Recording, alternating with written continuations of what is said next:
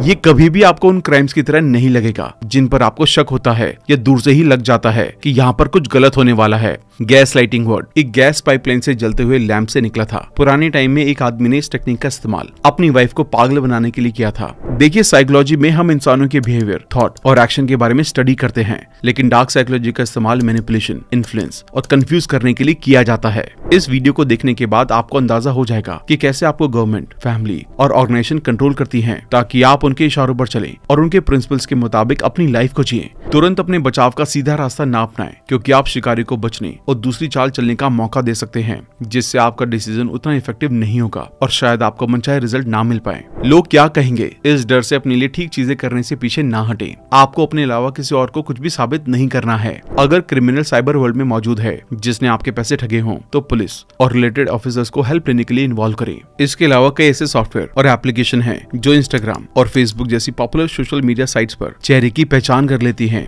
ये फैक्ट है कि इमोशनल पेन्स लगभग कभी भी ठीक नहीं होते। अगर आप इसके बारे में कुछ नहीं करते हैं तो इन पेन पर दूसरे घावों की तरह एक बेकार सी पपड़ी बन सकती है, जिससे याद आपके लिए उतनी ही पेनफुल बन जाएगी जितनी तब थी जब सच में आपके साथ ऐसा हो रहा था। जब भी आप डार्क साइकोलॉजी के बारे में सोचते हैं तो आपके दिमाग में सिर्फ ये आता होगा कि किसी ने कोई क्राइम किया है, लेकिन रियलिटी में इसमें बहुत सी ऐसी चीजें शामिल हैं जिन्हें भले ही हम पर्सनली ठीक ना मानते हों, पर वो आमतौर पर सोशली एक्सेप्टेबल हो गई हैं। हम इन डार्क साइकोलॉजी एक्टिविटीज को अपने घरों, स्कूल्स, ऑफिसेज में और ऑनलाइन देखते हैं। इसकी क्लैरिटी के लिए आइए कुछ रियल लाइफ केस स्टडीज पर नजर डालते हैं। प्यार एक सचमुच खूबसूरत चीज है। जब आप किसी के साथ रिलेशन में एंटर करते हैं तो उम्मीद ये करते हैं कि ये इंसान आपसे प्यार करेगा और आपकी केयर करेगा। आप दोनों एक दूसरे को इमोशनली सपोर्ट करके अच्छा और सिक्योर फील करवाएंगे। इस कहानी में रिलेशन की शुरुआत इसी तरह हुई। अपने बेटे की केयर और उसको बड़ा करने के लिए कड़ी मेहनत करने वाली एक सिंगल मदर जिनके हस्बैंड की डेथ हो गई थी, उनकी मुलाकात इस हैंडसम लड़की से हुई जिसने खुद को उसी तरह दिखाया जैसा पार्टनर वो चाहती थी। वो काफी हैंडसम और समझदार था और ऐसा लगता था जैसे उस लेडी के बच्चे से भी उतना ही प्यार करता है जितना वो उससे करती है। लड़के के बहुत ज्यादा प्यार और सपोर्ट को देखते हुए फैमिली को संभालने के लिए, खुद को पूरी तरह से अवेलेबल कराने के लिए उस लेडी ने अपनी जॉब छोड़ दी और खुद अपने बच्चे और उस लड़के की केयर करने में पूरी तरह से लग गई। अपनी फैमिली के लिए लेडी के प्यार का इस्तेमाल करते हुए उस लड़के ने उसे उसके करीबी लोगों से अलग अपने साथ रहने के लिए कहा। अब उसके पास ना तो फैमिली थी, ना ही उसकी जॉब। वो पूरी तरह से उस लड़की पर डिपेंडेंट थी। इस सिचुएशन का फायदा उठाकर लड़का उसे आए दिन टॉर्चर करने लगा और ये सब एक प्लान था उस लेडी से उस लड़के के दोस्त के पास्ट का बदला लेने का। लेडी के साथ उसने इतनी केयरफुली बिहेव किया कि उसे पता भी नहीं चला कि उसके साथ प्यार नहीं किया जा रहा है, बल्कि एक खेल खेला जा रहा है। इसे ही कहते हैं डार्क साइकोलॉजी। और जब उसे पता चला तब तक वो उस लड़के के प्यार में इतनी खो चुकी थी कि अब उसे या तो उसके साथ रहने का या फिर मर जाने का ही ऑप्शन अच्छा लग रहा था। उसे लगने लगा कि वो अब किसी और ऑप्शन के साथ जीने की हकदार नहीं है। अगली स्टोरी है कंट्रोल की। आपने ये न्यूज तो अक्सर सुनी ही होगी कि आश्रम और इसी तरह के किसी बाबा ने खुद को भगवान का दूत या अवतार बताकर लड़कियों के साथ खराब व्यवहार किया या बलि के नाम पर किसी इंसान को मार दिया। दरअसल वो किसी भगवान के लिए नहीं बल्कि अपने पर्सनल फायदे के लिए ऐसा करते हैं और डार्क साइकोलॉजी का यूज करके लोगों से ऐसी बातें कहते हैं जिनसे उनके वो काम लोगों की नजरों में ठीक लगे। यहाँ ये दोनों मामले काफी सीरियस हैं, लेकिन लेसन ये है कि ये क्राइम ऐसे नहीं थे जो अचानक से हो गए। इसमें बहुत ही सावधानी से की गई प्लानिंग शामिल थी, जिसमें प्लानर ने पहले अपने विक्टिम को तैयार किया और उन्हें अटैक करने से पहले फेथ और सेफ्टी की झूठी कंडीशन में खींच लिया। रियलिटी में जिस तरह से ये इंसिडेंट हुए उससे एक शिकारी और उसके शिकार की याद आती है। सबसे पहले शिकार का पीछा किया जाता है और उस पर नजर रखी जाती है। फिर ऑब्जर्वेशन प्रोसेस के दौरान मिली इन्फॉर्मेशन के बेस पर शिकारी एक चाल चलता है। ये चाल अटैक करने के लिए नहीं बल्कि अपने शिकार को अट्रैक्ट करने के लिए होती है। जैसे शेर को जाल में फंसाने के लिए जाल में कोई जानवर डाल दिया जाता है जिसे देखकर शेर आए और फंस जाए, इसी तरह उन्हें प्यार और देखभाल का एहसास करवाया जाता है। इसमें शिकारी एक ऐसा नकाब पहनता है और उन क्वालिटीज को दिखाता है जो उसे मिली इन्फॉर्मेशन के बेस पर विक्टिम को पसंद होती हैं। धीरे धीरे भरोसा कायम हो जाता है। अब अगला टारगेट अपने शिकार को शिकारी पर डिपेंडेंट बनाना होता है, चाहे वो फाइनेंशियल डिपेंडेंसी हो, इमोशनल डिपेंडेंसी हो या स्पिरिचुअल डिपेंडेंसी। सबके तरीके अलग होते हैं, लेकिन इंटेंशन और रिजल्ट एक ही होता है। धीरे धीरे विक्टिम डिपेंडेंट होने लगता है और उस इंसान या जो चीज उन्हें दी जा रही है उसकी जरूरत महसूस करने लगते हैं। और इसी टाइम शिकारी उस चीज को देने के लालच में विक्टिम को उसके सेफ्टी नेट, जहां वो उनके शिकार से बच सकता है, उससे अलग करके अपनी मनचाही जगह पर ले आता है, जिसके बाद वो अटैक करता है। ये कभी भी आपको उन क्राइम्स की तरह नहीं लगेगा जिन पर आपको शक होता है या दूर से ही लग जाता है कि यहाँ पर कुछ गलत होने वाला है, बल्कि ये गाने और डांस की तरह लगेगा जिसमें शामिल होने में मजा आता है। लेकिन धीरे धीरे ये बिहेवियर विक्टिम को इनसिक्योर बना देता है और वो शिकारी के जाल में फंस जाता है। इसमें आपको तब जाकर एहसास होगा जब नुकसान हो रहा होगा या हो चुका होगा। इस पूरी डार्क साइकोलॉजी और मैनिपुलेशन के कॉन्सेप्ट को डिटेल में समझने के लिए इसे हम बुक डार्क साइकोलॉजी के थ्रू समझेंगे, जिसे जेम्स डब्ल्यू विलियम्स ने लिखा है। और याद रहे कि आप इस बुक को अलग अलग तरीके से यूज कर सकते हैं, या तो अपना फायदा उठवाने से बचने के लिए या किसी का फायदा उठाने के लिए। चॉइस आपकी है।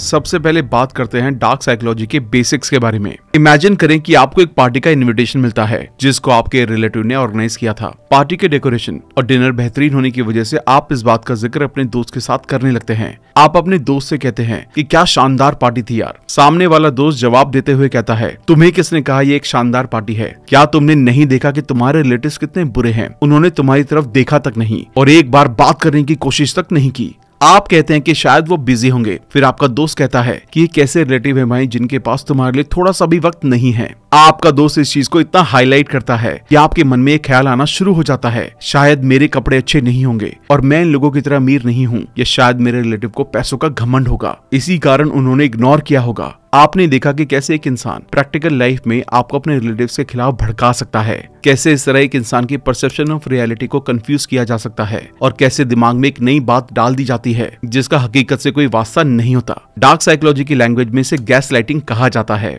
गैस लाइटिंग वर्ड एक गैस पाइपलाइन से जलते हुए लैंप से निकला था। पुराने टाइम में एक आदमी ने इस टेक्निक का इस्तेमाल अपनी वाइफ को पागल बनाने के लिए किया था। एक बड़े से घर में एक लेडी अकेली रहा करती थी और उसका हस्बैंड रोज रात को काम पर जाता था। एक रात उसकी वाइफ पानी पीने के लिए उठती है तो देखती है कि उसके बेडरूम की रोशनी धीमी हो गई है, और ऐसा रोज रात होने लगा। जब वो अपने हस्बैंड को बोलती है कि शायद कल रात हमारे घर कोई आया था, वो रोशनी धीमी कर देता है और फिर गायब हो जाता है। लेकिन हस्बैंड उसकी बात को समझने की बजाय उसे कंफ्यूज कर देता है। उसने कहा, ऐसा कुछ नहीं है, ये तुम्हारा वहम है, और ऐसा भी हो सकता है कि तुम्हारा दिमाग खराब हो गया है। आजकल तुम फालतू की कहानी बनाने लगी हो, जबकि मैं हमेशा रोशनी को बराबर जलते हुए देखता हूँ। इस बात से वो लेडी कंफ्यूज हो गई और धीरे धीरे मानने लगती है कि मेरे घर में कोई आत्मा या चोर आता है। लेकिन ये साबित करने के लिए उसके पास कोई प्रूफ नहीं था। मगर आखिर में पता चला कि उसका हस्बैंड रोज रात को आता था और चुपके से लाइट धीमी कर देता था ताकि वो वाइफ को कंफ्यूज करके मेंटली डिस्टर्ब कर सके। अब हम डार्क साइकोलॉजी और साइकोलॉजी के बीच के डिफरेंस को समझेंगे। आपने गैस लाइटिंग को समझ लिया है तो अब आप जान पाएंगे कि इसका इस्तेमाल कौन से लोग किस काम के लिए करते हैं और कैसे इस टेक्निक का यूज आप पर किया जाता है, इसके पीछे क्या कारण होता है और आपको अपने बचाव के लिए क्या करना चाहिए। मैं ये कॉन्फिडेंस के साथ बोल सकता हूँ कि अगर आप इस वीडियो को पूरी देखते हैं तो आप गुलामी की जिंदगी जीने से बच जाएंगे। और लास्ट में मैं आपको 2 बुक्स के नाम बताऊंगा जिसकी हेल्प से आप डार्क साइकोलॉजी को डीपली समझ पाएंगे। देखिए, साइकोलॉजी में हम इंसानों के बिहेवियर, थॉट और एक्शन के बारे में स्टडी करते हैं, लेकिन डार्क साइकोलॉजी का इस्तेमाल मैनिपुलेशन, इन्फ्लुएंस और कंफ्यूज करने के लिए किया जाता है। क्या आपको पता है कि हम डेली बेसिस पर इन टेक्निक्स का शिकार बनते हैं, जिनको society, politics, commercial internet ad, manager, selfish friends और टॉक्सिक लाइफ पार्टनर आपके खिलाफ यूज कर सकते हैं। इसलिए इस सब्जेक्ट को पढ़ना और समझना जरूरी हो जाता है। जरूरी इसलिए नहीं होना चाहिए ताकि आप किसी से अपना काम करवा सके या उसे बर्बाद करने पर उतर आए, बल्कि इस इन्फॉर्मेशन का इस्तेमाल सेल्फ डिफेंस के लिए करना चाहिए ताकि आपका कीमती वक्त, पैसा और लाइफ बर्बाद ना होने पाए। इस वीडियो को देखने के बाद आपको अंदाजा हो जाएगा कि कैसे आपको गवर्नमेंट, फैमिली और ऑर्गेनाइजेशन कंट्रोल करती हैं ताकि आप उनके इशारों पर चलें और उनके प्रिंसिपल्स के मुताबिक अपनी लाइफ को जिएं। अब सवाल ये बनता है कि ये लोग ऐसा क्यों करते हैं? ये ऐसा इसलिए करते हैं ताकि उनको फायदा होता रहे। चलिए अब ये समझते हैं कि लोग डार्क साइकोलॉजी या गैस लाइटिंग का यूज एग्जैक्टली क्यों करते हैं। तो सबसे पहला रीजन है कंट्रोल करना। मान लेते हैं कि आपको आपके घर वाले एक बैंक अकाउंट दे देते हैं, लेकिन आपका बड़ा भाई बोलता है कि तुमने एटीएम तो अपने पास रख लिया है, लेकिन क्या तुम अपने पैसे मैनेज कर पाओगे? तुम्हें हर बार पैसे का हिसाब देना होगा। वैसे भी तुम्हारी कैलकुलेशन वीक है और अगर कुछ प्रॉब्लम हुई तो तुम्हें बैंक के चक्कर काटने पड़ेंगे। इससे आपका मोरल डाउन होना शुरू हो जाएगा और आपको खुद पर डाउट होने लगेगा, जिससे आप उस रिस्पॉन्सिबिलिटी से भागना चाहेंगे जो आपको दी गई है। आपको लगेगा कि हाँ, शायद मैं इस काम के लायक नहीं हूँ क्योंकि मैंने पास्ट में भी पैसे खो दिए थे, तो शायद इस काम के लिए मेरा बड़ा भाई ही बेहतर है। फिर इसके बाद आपका कंट्रोल आपके भाई के पास चला जाता है। दूसरा रीजन है सेल्फ एस्टीम को डाउन करना। मान लेते हैं कि क्लास टॉपर लड़की के पास एक लड़का आता है और कहता है कि इस क्लास में मेरा कोई दोस्त नहीं है, क्या आप मुझसे दोस्ती करेंगी? फिर वो धीरे धीरे उसके नोट्स लेता है, उसको मूवी टिकट्स भेजकर डिस्टर्ब करने लगता है और उसका ध्यान पढ़ाई से हटा देता है, जबकि साथ ही साथ खुद टाइम से पढ़ता रहता है। फिर एग्जाम टाइम पर कहता है कि मैं तो टाइम पास कर रहा था था, मुझे तुम में कोई इंटरेस्ट नहीं है। अब लड़की ने पढ़ाई भी नहीं की और इसके छोड़ जाने से वो वैसे भी दुखी है। ऐसे में लड़का इससे आकर कहता है, इस बार तुम टॉपर नहीं बन पाओगी। इस तरह लड़की की सेल्फ एस्टीम डाउन हो जाती है और वो गैसलाइटर लड़की को टॉपर बनने से रोककर उसकी सेल्फ एस्टीम को डाउन करने में कामयाब हो जाता है। तीसरा है पावर डायनेमिक। मेरे दोस्त के रिलेटिव को उसके बारे में एक बात पता चली थी कि वो एक ऐसा लड़का है जिसे पढ़ाई करना पसंद नहीं था, लेकिन दिल्ली के एक अच्छे कॉलेज में उसे एडमिशन मिल गया। ये जानने के बाद वो टॉक्सिक रिलेटिव बोलने लगते हैं, क्योंकि एक गांव का लड़का है इसलिए इसके लिए इस जगह एडजस्ट करना मुश्किल हो जाएगा और इसे अगर पढ़ाई करनी ही होती तो ये अपने स्टेट में भी पढ़ सकता है, इतनी दूर जाने की जरूरत क्या है। देखिए, इसी तरह रिलेटिव सामने वाले के मोरल को डाउन करते हैं और कंट्रोल अपने पास बनाए रखना चाहते हैं ताकि उनका बेटा नाम करे और आप पीछे रह जाएं, यानी कि वो पावर डायनेमिक का इस्तेमाल करते हैं। फोर्थ है इमोशनल मैनिपुलेशन। इलेक्शन से पहले कई सारी गवर्नमेंट स्कीम्स चलती हैं और पार्टीज अपने कैंपेन में ऐसे कामों को अंजाम देती हैं जिससे पब्लिक को लगता है कि ये गवर्नमेंट देश के लोगों के लिए कुर्बानी दे रही है। इसके लिए गवर्नमेंट पहले कुछ ऐसा करवाती है जिससे पब्लिक में गुस्सा भड़के, जिससे जब भीड़ जमा होती है तो फिर पुलिस से लोगों को मार पड़ती है। मार खाने से खून बहता है और उनको सेफ रखने का लालच देकर पॉलिटिशियन और पब्लिक के बीच एक इमोशनल बॉन्डिंग बन जाती है। फिर वो इस बॉन्डिंग का 5 सालों तक इस्तेमाल करते हैं, जिसके बाद मासूम और अनजान लोग करप्ट गवर्नमेंट के सामने विक्टिम बन जाते हैं। फिर गवर्नमेंट कितनी भी बुरी क्यों ना हो, वो उनसे सवाल नहीं पूछती। 5वां है डिफेंस मैकेनिज्म। मान लेते हैं कि एक बॉस आपको हमेशा कहता है कि आजकल जॉब्स की कमी हो गई है, जॉब्स मिलना बेहद मुश्किल हो गया है, मार्केट सिचुएशन बहुत चैलेंजिंग हो गई है, कोई कितना भी कोशिश कर ले इससे बेहतर जॉब नहीं मिल पाएगी। सवाल ये है कि आपके बॉस ऐसा क्यों कहते हैं? क्योंकि वो नहीं चाहते कि लोग उनकी कंपनी को छोड़कर चले जाएं। वो सेल्फ डाउट क्रिएट करके आपसे कम सैलरी में काम करवाना चाहते हैं। अगर आपके साथ भी इन 5 चीजों में से कुछ भी हुआ है तो मुझे कमेंट करके जरूर बताना। चलिए अब डार्क साइकोलॉजी के सिम्टम्स के बारे में बात करते हैं। इन रीजंस को समझने के बाद आपको पता चलेगा कि आप गैसलाइटिंग की निशानी पर हैं। इसके लिए साइकोलॉजिस्ट ने बताया है कि गैसलाइटर किस तरह आपको शिकार बना सकते हैं। पहले डिसमिसल और डिनाइल। जैसे एक हस्बैंड अपनी वाइफ से कहता है कि मुझसे पूछे बिना तुम्हें बाहर नहीं जाना है, तो वाइफ बोलती है कि आप मुझ पर शक कर रहे हो, आप क्या चाहते हो कि मैं गुलाम की तरह जिंदगी जीऊं? मतलब वाइफ को अकेले घूमना पसंद है, तो वो अपने हस्बैंड की बात को शक का बहाना लगाकर उसकी बात को डिनाई कर रही है। मतलब वो अपने हस्बैंड को विक्टिम बनाना चाहती है। दूसरा एग्जाम्पल मान लेते हैं, आपके दोस्त ने आपसे लोन लिया था, लेकिन जब पैसे लौटाने की बात आई तो कहता है, भाई मैंने तुम्हें पैसे लौटा दिए थे, तुम्हारी याददाश्त कमजोर है क्या? तुम्हें याद नहीं कि मैंने उस टाइम तुम्हारे बैग में पैसे रख दिए थे? यानी कि ये एक ऐसा इंसान है जो मुंह पर झूठ बोल रहा है। और तीसरा विदहोल्ड इन्फॉर्मेशन। पावर में रहने वाली गवर्नमेंट गैस लाइटिंग का भरपूर इस्तेमाल करती है। पहले पैसे खिलाकर मीडिया का कंट्रोल गवर्नमेंट अपने हाथ में ले लेती है, फिर वो एक कम्युनिटी को टारगेट करती है और उनका इतिहास बताती है, लेकिन इतिहास में आधा झूठ बताती है। जैसे इन्होंने हमारे साथ बहुत बुरा किया था, वो लोग जालिम थे, अब हम पावर में हैं, तो हमें इनसे बदला लेना चाहिए। और आपको उस कम्युनिटी के बारे में पूरी इन्फॉर्मेशन नहीं मिल पाती, क्योंकि गवर्नमेंट आधा सच तो ऐसे दिखाती है जैसे रियलिटी यही है और उसका दूसरा पहलू नहीं दिखता। अब सवाल ये निकल कर आता है कि हम और आप जैसे लोगों को इनसे बचने के लिए क्या तरीके अपनाने चाहिए। इसको हम एंड में डिस्कस करेंगे, लेकिन उससे पहले आपको समझना चाहिए कि गैस लाइटिंग का शिकार होने के बाद आप उन्हें कैसे पहचानेंगे, उनके सिम्टम्स क्या क्या होते हैं, कैसे पता चलेगा कि आप गैस लाइटिंग या डार्क साइकोलॉजी के शिकार हो रहे हैं। नंबर 1, अगर आपको अपने एक्शंस, काम और वे ऑफ थिंकिंग पर सेल्फ डाउट होना शुरू हो जाए और आप सोचने लगे कि अब तक मैंने जो काम किया क्या वो वैलिड थे, क्या मैं अक्सर झूठ बोलता हूँ, क्या मैं निकम्मा हूँ, मुझे लगता है कि मैं इस चीज के लायक नहीं था। नंबर 2, अगर किसी के साथ कुछ गलत हो जाए और उसका जिम्मेदार आपको बताया जाए, जैसे किसी लड़की के साथ कुछ गलत होता है तो उसके ड्रेस और नेचर पर कीचड़ उछाला जाता है। नंबर 3, सेल्फ कॉन्फिडेंस की कमी हो जाएगी और आपको सपोर्टिव लोगों से अलग कर दिया जाएगा। एक टाइम पर ऐसा महसूस होने लगेगा कि आप पागल हो जाएंगे, आपकी मेंटल कैपेसिटी वीक होने लगेगी। आज के जमाने में गैस लाइटिंग का यूज सोसाइटी, पॉलिटिशियन और ऑर्गेनाइजेशंस करते हैं और हम और आप इन तीनों के बीच रहते हैं। मतलब ये है कि आपके साथ ये टेक्निक आजमाई गई होगी, लेकिन आपको उसकी खबर नहीं थी। अगर आपके साथ ऐसा कुछ हुआ है तो इससे जुड़ी अपनी स्टोरी कमेंट में मेंशन करें ताकि दूसरे लोगों को सबक मिले। और अगर नहीं हुआ है तो इसकी पॉसिबिलिटी है कि फ्यूचर में हो जाए, तो ऐसे वक्त में आपको क्या स्टेप फॉलो करने चाहिए। इसके लिए साइकोलॉजिस्ट ने 5 स्टेप्स बताए हैं। पहले मान लेते हैं कि आप इंडिया का क्रिकेट मैच देख रहे हैं और एक बॉल पर 6 रन की जरूरत है, लेकिन विराट कोहली उस बॉल पर आउट हो जाते हैं। तो आपके अंदर से आवाज आती है, काश मैं ग्राउंड पर होता तो मैं इंडिया को हारने नहीं देता। यानी उस वक्त आपके मन में इतना विश्वास पैदा हो जाता है कि आप खुद को विराट से बेहतर मानने की बात करने लगते हैं। यानी कि आपके अंदर की इनर पावर होती है जिस पर आपका विश्वास बना रहता है। इसलिए जब गैस लाइटर आपको शिकार बनाने की कोशिश करे तो आपको इनर पावर का इस्तेमाल करना चाहिए। अपने जमीर से पूछिए कि क्या मैं सही बात कह रहा हूँ, और अपने अंदर की आवाज के रिस्पॉन्स को सुनकर सामने वाली आवाज को शांत कर दीजिए। अपने अंदर की आवाज या इनर सेल्फ पर भरोसा करें। कई बार झूठ इतनी बारीकी से गढ़ा जाता है कि वो सच लगने लगता है, लेकिन अंदर से एक लेवल पर क्या होना चाहिए क्या है और आपके सामने क्या ऑफर किया जा रहा है, आप इनके बीच चल रहे इम्बैलेंस को महसूस कर सकते हैं। हो सकता है कि सच्चाई को दिखाने के लिए कोई फिजिकल सिग्नल ना हो कि अरे कुछ गड़बड़ है, लेकिन आपको एहसास जरूर हो जाता है कि कुछ गड़बड़ है। ऐसे टाइम में उन इमोशंस को रिजेक्ट करना और जो आपको बताया जा रहा है उसके अकॉर्डिंग चलना आसान लगता है। हो सकता है कि आप अंदर से आवाज सुनकर कुछ अलग करना ना चाहें, क्या इस डर से कहीं लोग आपको किसी गलत नजरिए से ना देखने लग जाएं। आप हार मान लेते हैं और उस अंदर की आवाज को इग्नोर कर देते हैं, लेकिन बाद में पता चलता है कि वो ठीक कह रही थी। अपनी आवाज पर भरोसा करने के लिए टाइम के साथ प्रैक्टिस की जरूरत होती है। आप छोटी और आसान चीजों पर खुद को ट्रेन करके इसकी शुरुआत करें। जैसे सुबह आप घर से ऑफिस के लिए निकल रहे हो, सीढ़ियों से नीचे उतरने पर आपको अंदर से लगे कि यार मैं कुछ भूल गया हूँ, तो घर में जाकर एक बार देख लें।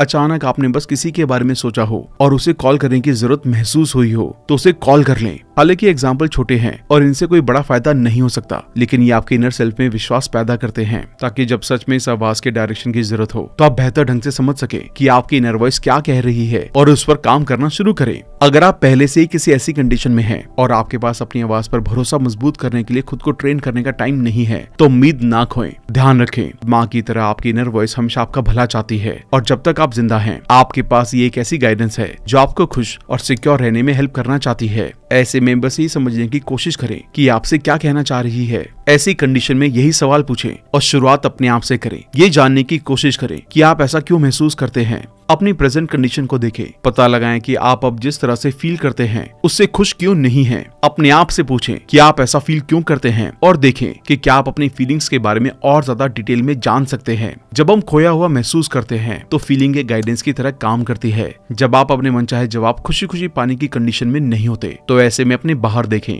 अपने आप से बाहर देखने का मतलब ये नहीं है कि आपको उस इंसान के सामने खुद को जाहिर कर देना चाहिए जो आपके साथ डार्क साइकोलॉजी का खेल खेल रहा है। तुरंत अपने बचाव का सीधा रास्ता ना अपनाएं, क्योंकि आप शिकारी को बचने और दूसरी चाल चलने का मौका दे सकते हैं, जिससे आपका डिसीजन उतना इफेक्टिव नहीं होगा और शायद आपको मनचाहे रिजल्ट ना मिल पाए। इसके बजाय उन लोगों से जुड़े जिन पर आप भरोसा करते हैं। ये जानने के बाद कि आप अभी ऐसी सिचुएशन से डील करने की कोशिश कर रहे हैं जिसमें लोग आपके साथ विश्वासघात कर रहे हैं, अचानक ये डिसीजन लेना मुश्किल हो सकता है कि किस पर भरोसा किया जाए। ऐसे में किसी ऐसे इंसान के पास जाएं जिसका इस मैटर से बहुत कम या कोई पर्सनल लेना देना नहीं है। कोई ऐसा इंसान जो डायरेक्टली आपसे या इससे शामिल लोगों से जुड़ा नहीं है। इन लोगों के आपके साथ ईमानदार होने और ईमानदारी से सही राय देने की पॉसिबिलिटी ज्यादा होगी। जब आप सवाल पूछते हैं तो अगली जरूरी बात जवाब सुनना है। ये कुछ हद तक थोड़ा पागलपन सा लग सकता है। आपको अपने आप से जवाब मिलने कैसे शुरू हो जाएंगे। रियलिटी ये है कि हमारा सेल्फ डिसेप्शन हमें मिलने वाले जवाब के बारे में सिलेक्टिव बना देता है। हम अपने आप से कहते हैं कि हम सुन रहे हैं, लेकिन रियलिटी में सिर्फ उन जवाबों पर ध्यान दे रहे होते हैं जो हम सुनना चाहते हैं, बजाय उन पर जो हमें सच में मिल रहे हैं। रियल लिसनिंग के लिए कुछ अलगाव या डिटैचमेंट की फीलिंग की जरूरत होती है, लेकिन इसके लिए आपको रियलिटी से नहीं बल्कि खुद को अपनी फीलिंग से अलग करने की जरूरत है। फीलिंग से आपका डिटैचमेंट आपको अगले स्टेप की तरफ ले जाएगा, जिससे नई इन्फॉर्मेशन को फैक्ट के साथ प्रोसेस करके समझना आसान हो जाएगा। जैसे अचानक से एक दिन आपको पता चलता है कि आपकी गर्लफ्रेंड इतने टाइम से आपको चीट कर रही थी, तो ऐसे में इमोशनल होकर हताश ना हो, बल्कि फैक्ट के साथ देखें कि क्या उसने सच में ऐसा किया भी है या आपको सिर्फ गलतफहमी हो रही है।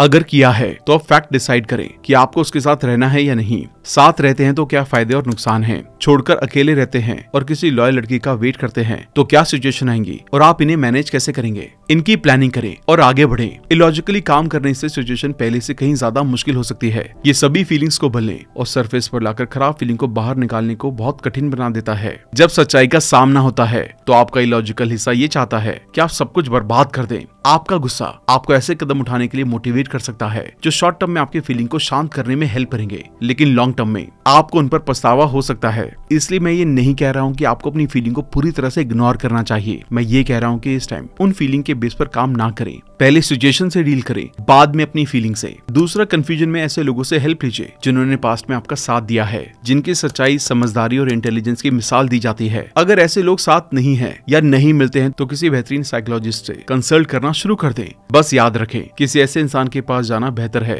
जिसने कई बार साबित किया है कि वो आपका भला चाहता है। जब आपके पास जरूरी इन्फॉर्मेशन है कि कौन आपको मैनिपुलेट कर रहा है तो बिना वजह कोई मुश्किल खड़ी करने की कोशिश ना करें। लोग क्या कहेंगे इस डर से अपने लिए ठीक चीजें करने से पीछे ना हटें। आपको अपने अलावा किसी और को कुछ भी साबित नहीं करना है। दुनिया वही सोच सकती है जो वो सोचना चाहती है। अभी आपकी प्रायोरिटी उस सिचुएशन से बाहर आना और अपनी लाइफ में आगे बढ़ना होना चाहिए। अगर आप खुद की सिचुएशन को संभाल सकते हैं तो हर हाल में संभालें। बस ये ध्यान रखें कि आप जो भी डिसीजन लें उसका गोल आपको उस जाल से बाहर निकालना है, ना कि दूसरे लोगों को अच्छा फील करवाना। जब आपके पास जरूरी हेल्प मौजूद हो तो अगला स्टेप मैनिपुलेटर का सामना करना है। मेरा सजेशन है कि आप इसके लिए जगह खुद से चुने। कोई ऐसी जगह चुने जिसके बारे में आप जानते हैं कि आपको बढ़त होगी। इसके लिए सावधानी से उसे पकड़ने के लिए अपनी तरफ से कुछ प्लान बनाएं। अगर क्रिमिनल साइबर वर्ल्ड में मौजूद है जिसने आपके पैसे ठगे हों तो पुलिस और रिलेटेड ऑफिसर्स को हेल्प लेने के लिए इन्वॉल्व करें। इसके अलावा कई ऐसे सॉफ्टवेयर और एप्लीकेशन हैं जो इंस्टाग्राम और फेसबुक जैसी पॉपुलर सोशल मीडिया साइट्स पर चेहरे की पहचान कर लेती हैं, तो इनका यूज करके उसकी आइडेंटिटी को सामने लाने की कोशिश करें।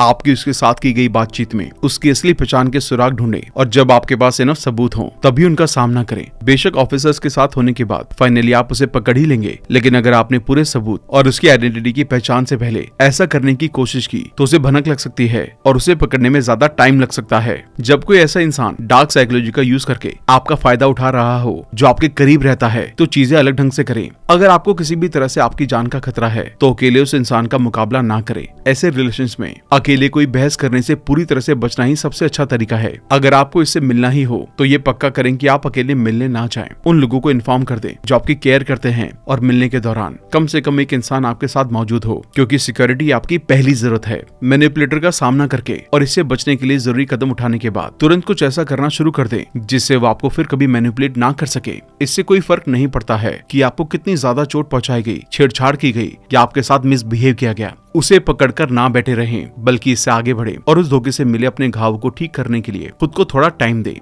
ये फैक्ट है कि इमोशनल पेन्स लगभग कभी भी ठीक नहीं होते। अगर आप इसके बारे में कुछ नहीं करते हैं तो इन पेन पर दूसरे घावों की तरह एक बेकार सी पपड़ी बन सकती है, जिससे याद आपके लिए उतनी ही पेनफुल बन जाएगी जितनी तब थी जब सच में आपके साथ ऐसा हो रहा था। इसलिए किसी कंसल्टेंट से बात करें, थेरेपी के लिए जाएं और जो भी आप अपने मूड को अच्छा बनाने के लिए कर सकते हैं वो करें। हालांकि ये रातों रात नहीं होगा, लेकिन लगातार इस तरह कदम उठाने से आप हर दिन अपने आप को पुराने दर्दों से आजाद करते रहेंगे और खुद को ऐसी पोजीशन में लाएंगे जिससे अब फिर से आपके साथ वैसा धोखा ना किया जा सके। तीसरा तरीका, अक्सर बेहतर लोग स्ट्रगल का सामना करने के बाद महान बनते हैं और स्ट्रगल से निकालने के रास्तों को किताबों में महफूज किया गया है, तो ऐसे टाइम में आप किताबों से हेल्प लीजिए। चौथा, ऐसे टाइम में एक हफ्ता, महीना या साल भर का ब्रेक लेना एक अच्छा डिसीजन हो सकता है। जब आप सिस्टम या मैट्रिक्स से बाहर निकल जाएंगे तो दुनिया को बाहर की नजर से देख पाएंगे या आपको पता चल जाएगा कि कैसे और किस तरह लोग अपनी ईगो को खुश करने और बेनिफिट्स के लिए मैनिपुलेशन करते हैं। और आखिर में पांचवा, उन सब की एक लिस्ट बनाना शुरू कर दीजिए। उनका नाम मेंशन करें जिनके एक्शन से गैस लाइटिंग का पता चला है, फिर चाहे वो कोई भी हो उनसे दूरी बना लीजिए। और इस दौरान खुद को डार्क साइकोलॉजी के बारे में एजुकेट करना सबसे बेहतर तरीका होगा, ताकि आपके पास इतनी नॉलेज हो जाए कि आप दुनिया के सामने विक्टिम की तरह पेश ना हो सके। क्योंकि जब सब साथ छोड़ देते हैं तो नॉलेज आपका साथ देती है और फिर वही आपका सीधा रास्ता बताती है।